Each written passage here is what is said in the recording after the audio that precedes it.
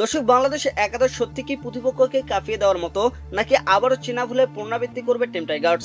Champion trophy যখন দরজায় করা নাড়ছে, তখন বাংলাদেশে একাদশ নিয়ে আলোচনাও তুঙ্গে। কেমন হবে গেলবারের সেমিফাইনালিস্টদের একাদশ?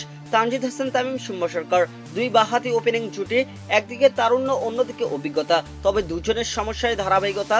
তানজিদ হাসান তামিমের ব্যাটে আছে শট খেলার সাহস, কিন্তু আন্তর্জাতিক অভিজ্ঞতার তুলনামূলক কম। শুম্ভ সরকারেরও আছে খেই হারিয়ে ফেলার প্রবণতা। দুজনেই এককালে ক্লিক করলেই তো হলোই, না হলে ভুগবে টিম টাইগার্স। 3 নম্বরে অধিনায়ক নাজমুল হোসেন শান্ত। সাম্প্রতিক সময় তিনি বাংলাদেশে ব্যাটিং ভরসা হয়ে উঠেছেন। সমালোচনা হলেও ওয়ান ডাউনের সাম্প্রতিক সময় বাংলাদেশের সবচেয়ে সফল ব্যাটার তিনি। নেতৃত্বের চাপ তার ব্যাটিংয়ে প্রভাব ফেলবে কিনা সেটাই দেখার বিষয়।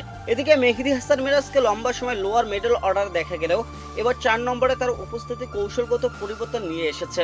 রান পুশ বা উইকেটে তার ব্যাটিং দলের জন্য বড় সেটব্যাক। 5 নম্বরে খেলবেন তৌহিদ হৃদয়, তরুণ দায়িত্বশীল ব্যাটার। মিডল অর্ডারের নির্ভরতার আরেক নাম। ওয়ানডেতে তার স্ট্রাইক রেট এবং চাপ সামলানোর ক্ষমতা তাকে বড় ম্যাচের জন্য উপযুক্ত করে তুলেছে। এই চ্যাম্পিয়ন ট্রফিতে তার ব্যাটিং হবে নির্ণায়ক, তবে এজন্য হারানো ফর্মটা ফিরে পেতে হবে তৌহিদ হৃদয়কে। 6 নম্বর এবং 7 নম্বর পজিশনে দুই অভিজ্ঞ ব্যাটার মুশফিকুর রহিম এবং মাহমুদুল্লাহ রিয়াদ। কিপিং এর পাশাপাশি মিডল অর্ডারে স্তম্ভ মুশফিক, 7 নম্বরে মাহমুদুল্লাহ রিয়াদ বাংলাদেশের জন্য 1 নম্বর পরীক্ষিত ফিনিশার। যদিও সাম্প্রতিক সময় তার স্ট্রাইক রেট নিয়ে প্রশ্ন আছে, তবুও বড় মঞ্চে মাহমুদুল্লাহ রিয়াদকে কখনোই হিসেবের বাইরে রাখা যায় না। চ্যাম্পিয়ন ট্রফিতে একাদশের বাইরে থাকবেন জাকের আলী, অথচ জাকের আলীর সাম্প্রতিক পারফরমেন্স অভাবনীয়। তার জন্য চাইলে তৌহিদ হৃদয়কে বসে ব্যাটিং অর্ডারটাকে একটু সফল করে দেখা যেতে পারে।